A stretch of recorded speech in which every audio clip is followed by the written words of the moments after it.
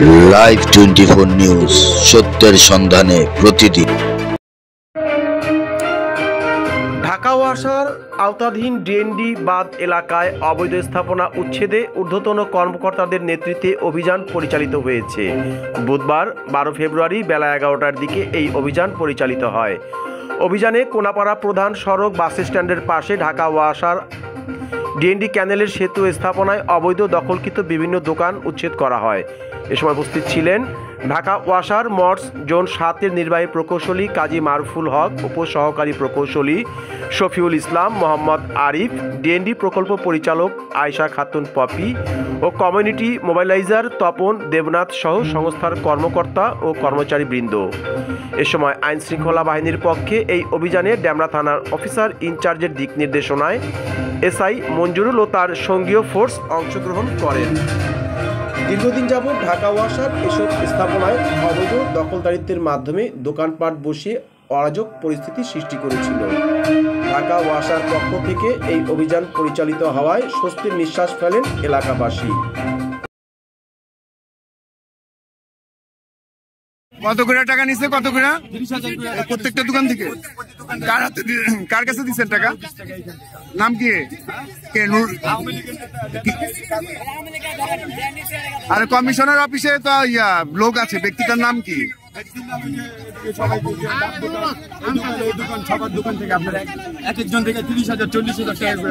আপনি কি করেন এখানে? এখানে দোকান ছিল, আপনার থেকেও টাকা নিছে? কত নিছে আপনার থেকে?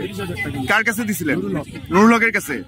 আমি ওই ভয় পরোয়া করি না, কারণ আমি তেমন অত্র এলাকার লোক বিগত দিনে দেখেছে, না হলে আমি ভিন্ন জায়গা থেকে এই 4 বছর এত সুনাম ও সম্মানের সহিত কাজ করতে পারতাম না যদি আমি পপি 2 নম্বর হইতাম। 64 নম্বর ওয়ার্ড কমিশনার 30,000 টাকার বিনিময়ে একটা দোকান বসেছে এবং দোকান বসে টিনের ঘরগুলো করছে।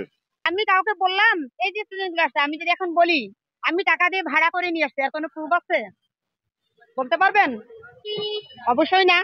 বা ওরা যদি বলে আপাকে আমি 1 লাখ টাকা দিয়ে কিনে এই দোকান পাট যাইতে বলি তার কিছু করবো, ঠিক আছে, তাহলে কোনো প্রুফ আছে? প্রুফ নাই। হ্যাঁ, কথা হলো সজল মোল্লা, তখন ওনাদের সাথে আমি কথা বললাম যখন শুনলাম টাকা নিয়েছে, আগে তো জানতাম না, যে তাহলে সজল ভাইয়ের সাথে বসবো। একটা ডেটও হলো আমাদের যে সজল ভাইয়ের সাথে বসবো নুরুল ভাইকে নিয়ে, যে নুরুল ভাইয়ের বিরুদ্ধে আমরা একটা আইনগত ব্যবস্থা নিব।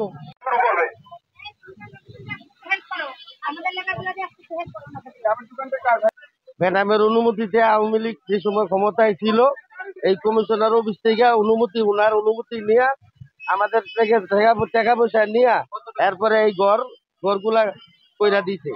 প্রায় সব দোকানদার থেকে ওনারা টাকা পয়সা নিছে, নিয়ে আমাদেরকে এই ঘর কইরা দেওয়া হয়েছে। প্রায় 3 মাস পর্যন্ত লাগছে এই ঘরগুলা করতে।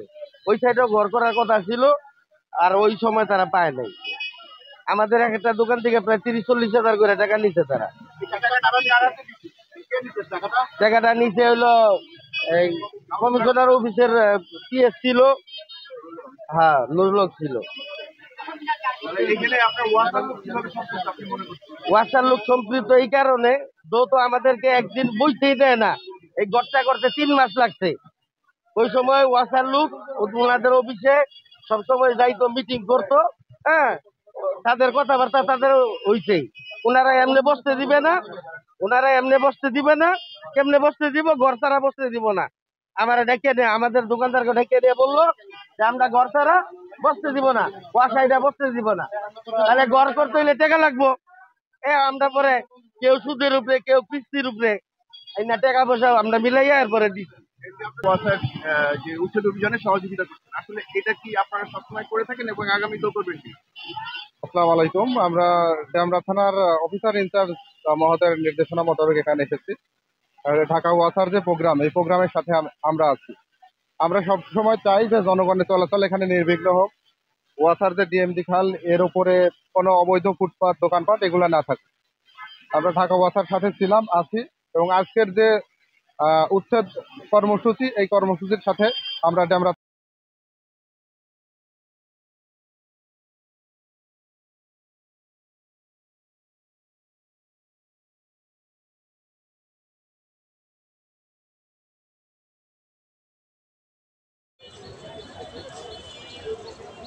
ঢাকা ওয়াসার আজকে আমরা দেখেছি সকাল থেকে এই কোনাপাড়া স্থানে আসলে অবৈধ স্থাপনা এবং আসলে এই ফুটপাতে চাঁদাবাজি মুক্ত রাখার জন্য আসলে আমরা দেখেছি অভিযান করেছে।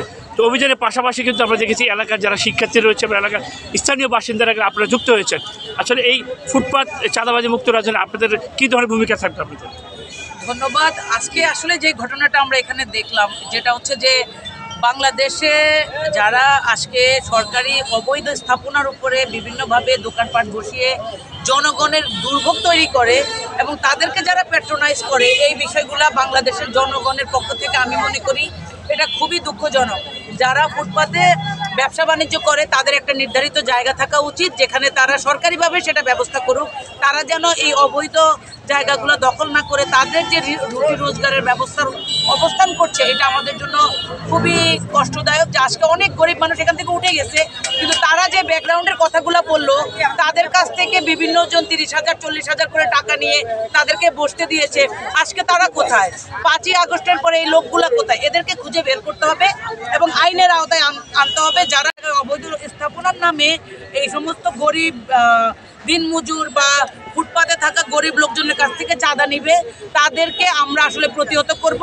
এবং এটাই আমাদের প্রত্যাশার সবচেয়ে বড় কথা হচ্ছে, ছাত্ররা আজকে এখানে যারা আপনার ট্রাফিকের দায়িত্ব পালন করেছে বা অন্যান্য কাজগুলোতে সহযোগিতা করেছে ঢাকা ওয়াসাকে, তাদেরকে আপনার এই যে নবজাগরণ ছাত্র সংঘের ছেলেপেলেরা সহ সাধারণ বৈষম্য বিরোধী ছাত্র আন্দোলনে যারা অংশগ্রহণ করেছিল, এবং আমরাও আসলে লোকালি আমি আসলে বাংলাদেশ জাতীয়তাবাদী দলের পক্ষের একজন নেত্রী।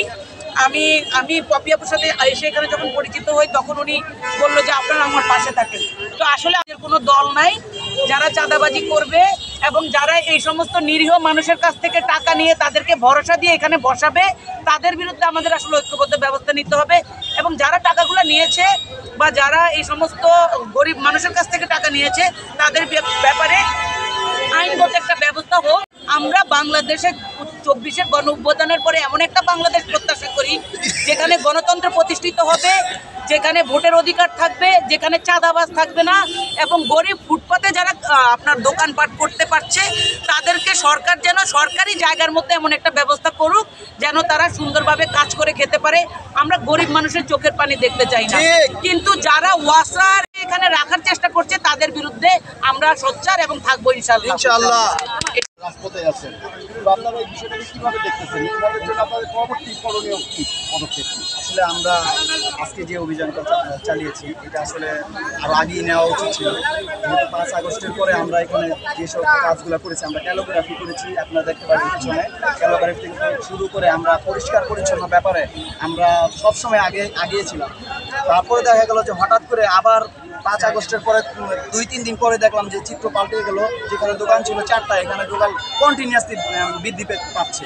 সো এটা দেখার পরে আমাদের খুব হৃদয় বিদারক একটা কষ্ট লাগছে, যে কারণ আমরা তো স্টুডেন্ট এবং পথচারীদের ভোগান্তি এটা আমরা চাই না। আবার আমরা এটাও চাই না যে কেউ গরিব তারা একটা দোকানে কাজ করবে।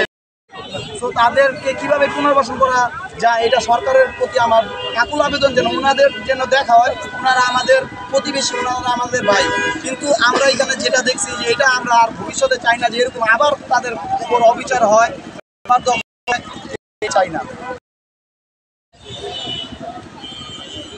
ভাইয়া, শুধু ওয়াসার অভিযানে আপনারা যুক্ত হয়েছেন, তো ওয়াসার পাশাপাশি আমরা দেখেছি কোনাকে ফার্মের মোড় পর্যন্ত ফুটপাত রয়েছে, ক্যানেলের উপরে দোকানপাট রয়েছে, এখন পর্যন্ত কিন্তু টাকা নিচ্ছে। আমাদের কাছে প্রমাণ রয়েছে এবং জনগণের কিন্তু অভিযোগ রয়েছে ফুটপাতের কিন্তু চাঁদা নিচ্ছে। তো এই বিষয়ে আপনারা কী ধরনের পদক্ষেপ নেবেন? দেখেন, এই বিষয়ে আমাদের এর আগে থেকে আমরা সচেতন ছিলাম। সো আমরা ইউনাইটেড ইনশাল্লাহ আমরা থাকবো, এবং এইটা আজকের পর থেকে আমরা ইনশাল্লাহ প্রতিদিনই আমরা মাঠে আসি এবং আমরা বিভিন্ন সামাজিক সংগঠনগুলো একত্রিত হচ্ছি।